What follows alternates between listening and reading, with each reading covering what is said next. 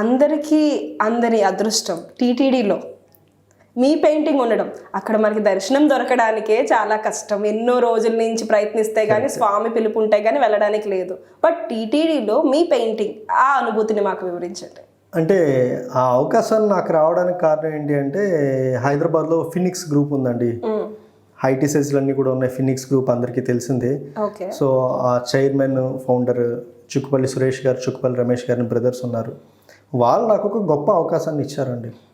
నా వర్క్స్ చూసి, వాళ్ళతో ఉన్నటువంటి అనుబంధంతో నా వర్క్స్ చూసి, తిరుమల తిరుపతి దేవస్థానంలో VIP గెస్ట్ హౌస్, చాలా పెద్ద విఐపీస్ వచ్చినప్పుడు ఎక్కడ ఉంటారు అంటే, వాళ్ళకి ఇంకా చాలా గెస్ట్ హౌస్లు ఉన్నాయి, అందులో గెస్ట్ హౌస్ వీళ్ళది కూడా. సో ఆ గెస్ట్ హౌస్లో మనం కొంచెం యునిక్ పెయింటింగ్ చేయాలి, ఎలా చేస్తే బాగుంటుంది అన్న థాట్ వచ్చినప్పుడు నేను దాని మీద చాలా దృష్టి పెట్టానండి. చాలా థాట్స్ పెట్టాను, చాలా వర్క్స్ చేశాను. నాకు ఏది నచ్చిందో దాన్నే అవుట్పుట్గా చేసి వాళ్ళకి అందించాను. నచ్చింది, ఫైనలైజ్ చేశారు. మీరు ఆ పెయింటింగ్ చూస్తే వెంకటేశ్వర స్వామివారు సైడ్కి తిరిగి ఉంటే పక్క నుంచి ఎలిఫెంట్ వచ్చి కమలాన్ని స్వామివారికి అర్పిస్తున్నట్టుగా ఉంటుంది. నేను వెంకటేశ్వర స్వామివారిని వేసాను, ఎలిఫెంట్ని వేసాను. అమ్మవారి పెయింటింగ్ వేయాలి, ఎక్కడే వేద్దాం అన్న థాట్ వచ్చినప్పుడు మనం కమలాన్ని అమ్మవారి స్వరూపంగా చూస్తాం అంతే. బా. సో అక్కడ కమలం రూపంలో చూపెట్టానండి నేను అమ్మవారిని. ఆ పెయింటింగ్ మాత్రం చాలా హిట్ అయిందండి. ఆ గెస్ట్ హౌస్లో చాలా వర్క్స్ కూడా చేసి ఉన్నాను. చాలామంది సెలబ్రిటీస్ ఎవరు వచ్చినా కూడా ఆ పెయింటింగ్ దగ్గర నుంచి ఒక ఫోటో తీసుకోవడం ఇన్స్టాగ్రామ్లోనో, ట్విట్టర్లోనో, ఫేస్బుక్లోనో చాలామంది పోస్ట్ చేస్తూ ఉంటారు. చాలామంది సెలబ్రిటీస్ వచ్చి ఉన్నారండి. అది చూసినప్పుడు నేను చేసిన వర్క్ దాని తాలూకా బెనిఫిట్ని నేను ఎంజాయ్ చేస్తానండి. ఓకే, అంతే అండి, ఎగ్జాక్ట్లీ. సో ఆ తర్వాత శ్రీశైలంకి వర్క్ చేశాను వాళ్ళ త్రూనే. ఓకే. సో శ్రీశైలంలో కూడా చాలా పెయింటింగ్స్ చేసి ఇచ్చాను నేను. హరి గారు, నేను చాలా చూశాను, మ్యాక్సిమం అన్ని వెంకటేశ్వర స్వామి పెయింటింగ్స్ చేస్తూ ఉంటారు. యుఎస్లో కానీ టెక్సాస్లో కానీ చాలామందికి ఇచ్చి ఉన్నారు. అసలు ఎందుకు వెంకటేశ్వర స్వామి వారి పెయింటింగ్సే వేస్తారు? అంటే నేను బలంగా నమ్మేది ఒకటే అండి, మన సంకల్పాన్ని మనం చాలా బలంగా నమ్మాలి, గట్టిగా సంకల్పించుకోవాలి.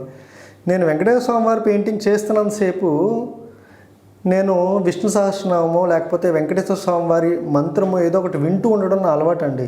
ఓకే. నేను జర్నీలో ఉన్నప్పుడు నా కార్లోని వెళ్తున్నప్పుడు కూడా నేను ఎక్కువ అదే వింటూ ఉంటాను. అలాంటివి వింటూనే ఉంటాను. వెంకటేశ్వర స్వామి వారి పెయింటింగ్స్ వస్తూనే ఉంటాయి. ఇలాంటి పెయింటింగ్లో నేను ఒక గొప్ప అనుభూతిని చెప్పాలి అంటే, నేను ఒక లాంగ్ బ్యాక్ ఒక 5-6 years బ్యాక్ నేను ఒక పెయింటింగ్ చేశానండి, వెంకటేశ్వర స్వామి వారి పెయింటింగ్. హైదరాబాద్కి ఒక 6 feet పెయింటింగ్ చేశాను నేను. పెయింటింగ్ చేసి నేను క్లయింట్కి డెలివరీ ఇస్తూ ఉంటే, ఆయన పెద్ద ఆయన, నాకంటే పెద్ద ఆయనే. పెయింటింగ్ తీసుకున్న టైంలో ఆ పెయింటింగ్ ఎప్పుడు తీసుకోవాలి ఏంటి అని కూడా తిరుమలలో ఉన్న గురువు గారిని అడిగి ఆయన పెయింటింగ్ తీసుకున్నారండి. నేను పెయింటింగ్ ఇస్తున్న సందర్భంలో నేను షాక్ అయ్యింది ఏంటి అంటే, ఆ పెద్ద ఆయన నా కాళ్ళకి నమస్కారం పెడుతున్నారు. నేను పరిగెత్తాను అక్కడి నుంచి. లేదండి, ఖచ్చితంగా మా గురువుగారు మీ పాదాలకు నమస్కారం చేసే పెయింటింగ్ తీసుకోమన్నారు అని చెప్పడం నిజంగా అంతా వెంకటేశ్వర స్వామి వారికి అర్పించాలి దీన్ని అన్నట్టుగానే చేశాను. Goose bumps moment. ఇలాంటివి చాలా ఫీల్ అవుతూ ఉంటానండి. ఇవన్నీ మన గొప్పతనం ఏం కాదు, ఆయన చెప్తున్నారు, నేను చేస్తున్నాను అంతే. నా చేతుల్లో కూడా ఉన్నది ఏం లేదండి. అవునండి, అందరిలాగే మీకులాగే నాకు 5 ఏళ్ళే ఉందండి. బ్రష్ మీరు ఎలా పట్టుకుంటారు, నేను అట్లనే పట్టుకుంటాను. బట్ అందరికి, చాలా మందికి అంటే కళ అన్నది పుట్టుకతో రావాలి. చాలా మందికి ఆ కళ మన భారతీయ సంస్కృతిలో చాలా మందికి మర్జ్ అయిపోయి ఉంటుంది. బట్ ఏంటంటే ఉన్నా సరే ఎవరు బయటికి రావట్లా. హరి తాడోజు గారు అంటే ఒక బ్రాండ్. రాజమౌళి గారు బాహుబలిని ఎంత బ్రాండ్ చేశారో, పాన్ ఇండియా చేశారో, సేమ్ మీరు కూడా అలాగే హరి తాడోజు అనగానే ఒక బ్రాండ్ చేశారు, ఒక మంచి మార్కెటింగ్ స్ట్రాటజీతో. అది ఎలా? అంటే నాకు చిన్నప్పటి నుంచి మార్కెటింగ్ కానీ బ్రాండింగ్ అంటే చాలా ఇష్టం అండి నాకు. మీరు అన్నారు చాలామంది ఆర్టిస్టులు ఎదక్కపోవడానికి కారణం ఏంటంటే, వాళ్ళ దగ్గర ఉన్నటువంటి ఆర్ట్ వర్క్స్ని వాళ్ళ ఇంట్లోనో వాళ్ళ బెడ్రూమ్లోనో దాచుకున్న ఆర్టిస్టులు నేను చాలామందిని చూశానండి నేను. ఎందుకంటే ఆ పెయింటింగ్ చూస్తే పక్కడు ఏమన్నా వేసేస్తాడేమో, ఎవరిని వచ్చి నేర్చుకుంటారేమో, ఇలాంటి ఒక అభద్రతా భావంలో ఉన్నటువంటి ఆర్టిస్టులు చాలామంది ఉన్నారు. ఇలాంటి టైంలో నేను చేసిన ఏంటి అంటే, యాజ్ ఏ ఆర్టిస్ట్గా నేను ఎదగాలి అంటే నేను చేసే పని 10 మందికి తెలియాలండి. ఇప్పుడు మీరు అన్నారు, ఈ విషయంలో నాకు రాజమౌళి గారు ఇన్స్పిరేషన్ అనుకోవచ్చు. ఆయన ఒక మూవీ స్టార్ట్ చేసినప్పటి నుంచి దాన్ని ఏ లెవెల్లో క్యాంపెయిన్ చేస్తారో మనం చాలా క్లియర్గా చూసామండి. రీసెంట్గా RRR మూవీ వచ్చింది. RRR మూవీకి ఆయన చేసిన ఆ బ్రాండింగ్ చూడండి, ఏ లెవెల్ ఆఫ్ బ్రాండింగ్ చేస్తున్నారు. రీసెంట్గా కల్కి మూవీ వచ్చింది. ఆ వెహికల్ ఏదైతే ఉందో బుజ్జి అని చెప్పి మొత్తం అన్ని ఊర్లకి తిప్పుతూ ఉన్నారు. అవును, అది చూడడానికన్నా మూవీకి వెళ్తారు. ఎగ్జాక్ట్. సో అట్లాగా ఇప్పుడు నేను చేసిన పెయింటింగ్స్ ఉన్నాయంటే దాన్ని మంచిగా నా ఫ్రెండ్ ఉన్నారు రాశ్చింత అని చెప్పి మంచి ఫోటోగ్రాఫర్, ఆయనతో తీపిస్తాను, మంచిగా రీల్స్ తీపిస్తాను. ఎప్పటికప్పుడు దాన్ని ఎట్లా క్యాంపెయిన్ చేయాలి అన్న థాట్తో పనిచేస్తానండి. ఈ విషయంలో నా ఫ్రెండ్స్ కూడా నాకు చాలా హెల్ప్ చేస్తారు. ఓకే. నా ఫ్రెండ్స్ కూడా కొంతమంది ఉన్నారు ఈ మార్కెటింగ్ కన్సల్టెన్స్ ఇట్లాంటి వింగ్స్లో ఉన్న కొంతమంది ఫ్రెండ్స్ ఉన్నారు. వాళ్ళందరి ఇన్పుట్స్ తీసుకుని నేను బ్రాండ్ ప్రమోషన్ అనేది చేస్తూ ఉంటానండి. యాక్చువల్గా అందరూ ఫ్యామిలీ అని ఎక్కువ చెప్తూ ఉంటారు, బట్ నేను ఈ ఇంటర్వ్యూలో మిమ్మల్ని ఫ్రెండ్స్ ఫ్రెండ్స్ ఫ్రెండ్స్ అన్నదే ఎక్కువ విన్నా. అంటే యూనిటీతో చేస్తున్నారు అంటే మీ ప్రతి ఒక్క ఆలోచన. అంటే నేను అది చెప్తున్నానండి, నా ఫ్యామిలీ సపోర్ట్ నాకు ఎప్పుడూ ఉంటుంది. కానీ వర్క్ విషయంలో వీటి విషయంలో మాత్రం కొంతమంది ఫ్రెండ్స్ ఉంటారు. నా ఫ్రెండ్ రవి అని, శంకర్ గారు, శేఖర్ గారు, సందీప్, ఇట్లా కొంత సందీప్ అని చెప్పి ఉన్నారు. సందీప్ సార్ తను ఇంటర్నేషనల్ కోఆర్డినేటర్గా ఉన్నారు SRM యూనివర్సిటీకి. నా ఫ్రెండ్ రవి అని ఉన్నారు, ఆయన ఒక ఫినాన్షియల్ ఒక కార్పొరేట్ కంపెనీని ఒక ఫిన్టెక్ కంపెనీ రన్ చేస్తున్నారు. ఇంకొక ఫ్రెండ్ ఉన్నారు, ఆయన ఒక ఇన్సూరెన్స్ సెగ్మెంట్లో ఉన్నారు.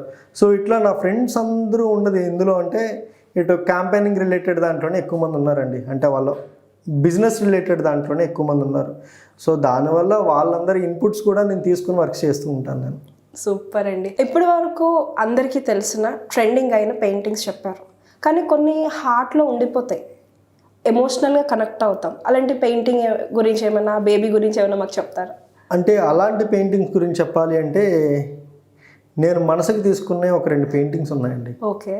అరుణాచలం రమణాశ్రమంలో, ఓకే, నేను రమణాశ్రమంలో నాకు అక్కడ ఉన్నటువంటి రమణాశ్రమం గెస్ట్ హౌస్లో ఉండే అవకాశం దక్కింది. ఆ టైంలో నేను ఒక 2 hours ముందుగానే వెళ్ళాను. నా ట్రైన్ కొంచెం ఎర్లీగా వెళ్ళింది. అక్కడ దిగిన తర్వాత ఆశ్రమంలో కూర్చున్నప్పుడు నేను ఇదే ఐప్యాడ్ తీసుకుని ఐప్యాడ్లో రమణ మహర్షి స్వామివారి పెయింటింగ్ చేస్తే బాగుంటుంది కదా అన్న థాట్తో ఈ స్టైలిష్తో పెయింటింగ్ చేస్తూ ఉన్నానండి. నేను రమణ మహర్షి పెయింటింగ్ వేసాను, పక్కనే ఆశ్రమం వేసాను. అక్కడ ఒక పెద్ద ట్రీ ఉంటుంది, అద్భుతమైన ట్రీ, చూడడానికి చాలా బ్యూటిఫుల్గా ఉంటుంది. కొన్ని వందల సంవత్సరాల క్రితం ట్రీ అది. ఆ ట్రీని నేను పెయింటింగ్ చేస్తున్నప్పుడు నేను ఎలాంటి ట్రాన్స్లోకి వెళ్ళానో నాకే తెలియదండి. అక్కడ అందరూ కూడా మెడిటేషన్ చేయడానికి వస్తారు. నా ఫస్ట్ ఎక్స్పీరియన్స్, నేను అక్కడ కూర్చున్న వెంటనే మెడిటేషన్లోకి వెళ్ళిపోయానండి. నేను మెడిటేషన్ చేయడమే తక్కువ, కానీ ఆర్ట్ని ఒక మెడిటేషన్లో చేస్తే ఎట్లా ఉంటుంది అన్నది నేను అక్కడ చూశాను. నేను ఇదే స్టైలిష్ తీసుకుని ఐప్యాడ్ మీద నేను పెయింటింగ్ చేస్తుంటే నేను నా పక్కనున్న క్లాత్ గురించి, పక్కన వాటర్లో బ్రష్ కడగాలి, పెయింట్ మిక్స్ చేయాలి అన్న థాట్తో ఈ స్టైలిష్ని పట్టుకుని ఆ ఫ్లోర్ మీద ఎట్లా అంటున్నాను, పక్కన క్లాత్ అంటున్నాను. ఉదయం 6 గంటలకి దోమలు కుడుతూ ఉన్నాయి చేతుల మీద. అసలు అన్నీ మర్చిపోయాను. నేను మర్చిపోయి కింద ఇట్లా కొడుతూ ఉన్నాను పెయింట్ మిక్స్ చేయడానికి. నాకు అప్పుడు తెలిసింది, నాకు ఎదురుగా నా ఫ్రెండ్ చూస్తూ ఉన్నారు, ఒక ఆయన రవి గారు అని చెప్పి. అలాంటి ట్రాన్స్లోకి వెళ్ళి వర్క్ చేశానండి. అది నాకు ఇప్పుడే కాదు ఎప్పటికీ గుర్తుంటుంది. ఆ ఫీల్ నేను ఎంజాయ్ చేశాను కాబట్టి అది నాకు అది మెమరబుల్. ఆ ఫీల్ ఎట్లా ఉంటుంది అన్నది నాకు మాత్రమే తెలుసు. అంతే. యాక్చువల్గా అరుణాచల మహత్యం గురించి చాగంటి వారి మాటల్లోనో గరికమాటి వారి మాటల్లోనే విన్నాము, బట్ ఒక ఆర్టిస్ట్ మాటల్లో ఆ అనుభూతి వింటే ఎలా ఉంటుందో ఇప్పుడు చూసాం. అంతే కదా? ఖచ్చితంగా అండి. సూపర్ అండి, సూపర్. అండ్ నెక్స్ట్ వన్ ఇంకొక మనసుకి తీసుకున్న పెయింటింగ్ గురించి చెప్పాలి అంటే నేను చాలా ఇంటర్వ్యూస్లో కూడా చెప్పుకున్నాను. ఒక లేడీ ఒక ఆమె మే నెలలో ఎండలు ఉంటాయి, ఎండలు ఎలా ఉంటాయి అన్నది మన జిల్లా వాళ్ళని అడిగితే తెలుసండి. సో అలాంటిది ఒక 6-7 ఏళ్ల క్రితం ఒక ఆమె మిట్ట మధ్యాహ్నం 2 గంటలకి మిడ్ ఆఫ్ మే ఒక ఆమె నడుచుకుంటూ క్యారేజ్ పట్టుకుని నడుచుకుంటూ వస్తూ నా గురించి వెతుక్కుంటూ ఉన్నారు. నా దగ్గరికి వచ్చి ఏమంటే ఇక్కడ ఎవరో పెయింటింగ్స్ వేస్తారట హరి అని చెప్పి అని అడిగారు. నేనేనమ్మా హరి, మీకు ఎవరు ఇచ్చారంటే ఇక్కడ మీ ఏరియాలో ఉండేవాళ్ళు ఎవరో నాకు చెప్పారండి అని అడిగితే ఏం కావాలమ్మా అంటే నాకు మా బాబుది పెయింటింగ్ కావాలండి, చిన్నప్పుడే చనిపోయాడు అన్నారు. ఫోటో ఇవ్వండి అమ్మా అంటే నాకు రేషన్ కార్డు తీసి ఇచ్చారండి. రేషన్ కార్డు ఏంటమ్మా, ఫోటో అడిగాను కదా నేనంటే ఆ రేషన్ కార్డులో ఉండే ఆ బాబు ఉన్నాడు కదండి, ఆ బాబే మా అబ్బాయి అన్నారు. మా అబ్బాయి ఫొటోస్ లేవండి, అదొక్కటే ఉంది ఫోటో, దాన్ని మీరు ఎలా అయినా కూడా నాకు వేసి ఇవ్వాలి అంటే నేను ఒక 2-3 months ఎంతో టైం తీసుకున్నాను. చూసుకుని చేసి ఇచ్చిన తర్వాత ఆమె వచ్చి చూసి మా బాబు ఇట్లానే ఉంటాడండి అన్నారు. ఆమెకు కూడా తెలియదు వాళ్ళ అబ్బాయి ఎట్లా ఉంటాడు అన్నది, చిన్నప్పుడే చనిపోయాడు అబ్బాయి. ఆ పెయింటింగ్ నేను చేసి ఇచ్చానండి. చేసి ఇచ్చింది ఆమె చాలా అంటే చాలా హ్యాపీ ఫీల్ అయ్యి తీసుకుని వెళ్ళి ఇప్పటికీ వాళ్ళ ఇంట్లో ఉంటుంది అనుకుంటా. ఆమె డీటెయిల్స్ కూడా నా దగ్గర మిస్ అయ్యాయి.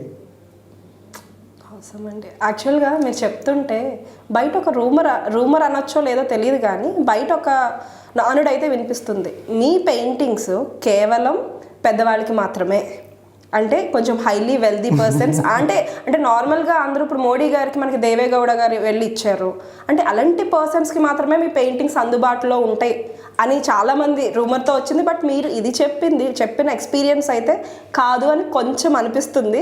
ఇంకా కాదండి, నేను మీకు ఇందాకే చెప్పున్నాను, ఓకే, నా ఫినాన్షియల్గా నేను బలంగా ఉండడం కోసం చేసే కొన్ని వర్క్లు ఉంటాయి, సర్వీస్ రిలేటెడ్ వర్క్స్ కొన్ని ఉంటాయి, స్పిరిచువల్ రిలేటెడ్ వర్క్స్ కొన్ని ఉంటాయి, నేషనల్ గురించి చేసే వర్క్స్ కొన్ని ఉంటాయని చెప్పాను కదా.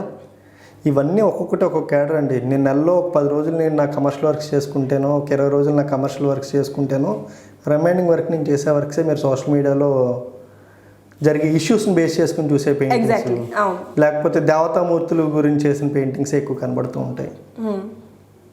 నా లిస్ట్లో నేను చేసే దాంట్లో చాలామంది పెద్దవాళ్ళు ఉన్నారు, చాలా పెద్ద పొలిటీషియన్స్ ఉన్నారు, సెలబ్రిటీస్ ఉన్నారు, ఇండస్ట్రియలిస్టులు ఉన్నారు, అలానే ఫారినర్స్ ఉన్నారు, ఎన్ఆర్ఐస్ ఉన్నారు, ఒక 7-8 కంట్రీలో చేసేవాళ్ళు కూడా ఉన్నారండి.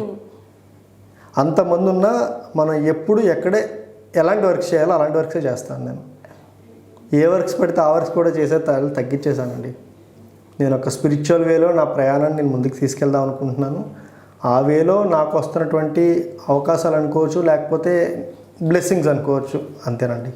అండ్ స్పిరిచువల్ వే అన్నారు కాబట్టి నేను అడుగుతున్నానండి, మీ ప్రతి ఆర్ట్లోనూ మన సనాతన ధర్మం గురించి చాలా చక్కగా కనబడుతూ ఉంటుంది, మీరు దానికి చాలా ఇంపార్టెన్స్ ఇస్తారని మీ ఒపీనియన్? అంటే ధర్మో రక్షిత అని చెప్పి మనం రెగ్యులర్గా వింటూ ఉండేదే. నా చిన్నప్పటి నుంచి కూడా మా నాన్నగారు తాడో సూర్యనారాయణ గారు చేసిన వర్క్స్ అన్నీ చూసుకుంటే దేవతామూర్తులు పెయింటింగ్లు ఎక్కువ చేస్తున్నారండి. విగ్రహాలు కావచ్చు, విగ్రహాలకి ఫైనల్ ఫినిషింగ్స్ కావచ్చు. చిన్నప్పటి నుంచి నేను అదే వాతావరణంలో పెరుగున్నాను. నాన్నగారు చెప్పే మాట ఒకటే, ధర్మం ధర్మం ధర్మం అనే దాన్ని నా మెదడులో నాటేశారండి. నేను చిన్నప్పటి నుంచి దాన్నే సంకల్పించుకున్నాను. నాకు ఇప్పుడున్న ఫ్రెండ్స్ కానీ, నా ఫ్యామిలీ మెంబర్స్ కానీ, నా బ్రదర్ కానీ మొత్తం అందరూ కూడా ధర్మానికి కనెక్ట్ అయి ఉన్న పర్సన్సేనండి. అలానే అదే వేలో ఉన్నటువంటి కొంతమంది పెద్దవాళ్ళతో కూడా పరిచయాలు అయ్యాయి. వాళ్ళ దగ్గర నేను ఎప్పుడు కూడా కొన్ని ఇన్పుట్స్ తీసుకుంటాను. నేను ఏదైనా ఒక వర్క్ చేశానంటే ఒక 10 మందికి పంపిస్తాను. ఆ వర్క్స్లో నేను ఇంకేం చేస్తే బాగుంటుంది, కొన్ని దేవతామూర్తులు పెయింటింగ్స్ చేస్తాను నేను.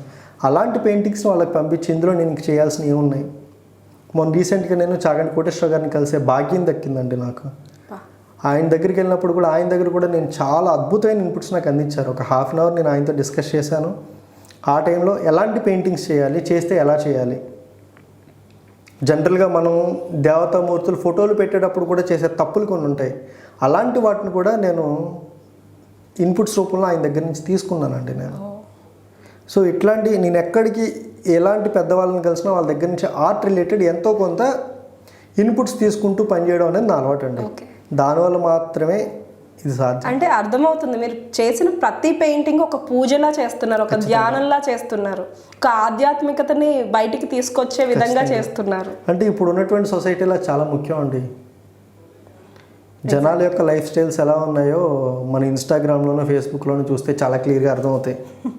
అంటే నేను వాళ్ళని ఏం తప్పుపడుతున్నానని కాదు, కానీ కొంత మనం వెళ్ళే వేలో ఒక కరెక్ట్ వేలో వెళ్ళడం అనేది చాలా ముఖ్యం అండి. ఓకే, అలా వెళ్ళాలి అంటే కొంతమంది పెద్దవాళ్ళ దగ్గర నుంచి ఇన్పుట్స్ తీసుకుని ముందుకు వెళ్ళాలి. ఎగ్జాక్ట్లీ అండి.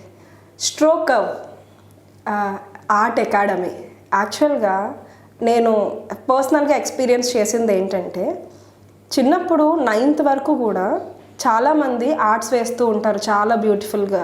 కరెక్ట్. బట్ ఎప్పుడైతే 10th క్లాస్కి వస్తారో అప్పుడు డ్రాప్ అయిపోతారు.